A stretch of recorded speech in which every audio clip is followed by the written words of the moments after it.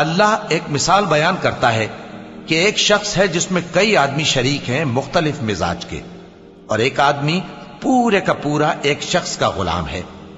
بھلا دونوں کی حالت برابر ہے؟ نہیں، الحمدللہ، مگر یہ اکثر لوگ نہیں جانتے۔ اے پیغمبر، تم بھی مرنے والے ہو اور یہ بھی مرنے والے ہیں، پھر تم سب قیامت کے دن اپنے پروردگار کے سامنے جھگڑو گے، پھر اس سے بڑھ کر ظالم کون جو اللہ پر جھوٹ بولے اور سچی بات جب اس کے پاس پہنچ جائے تو اسے جھٹلائے۔ کیا جہنم میں کافروں کا ٹھکانہ نہیں ہے؟ اور جو شخص سچی بات لے کر آیا اور جس نے اس کی تصدیق کی، وہی لوگ متقی ہیں۔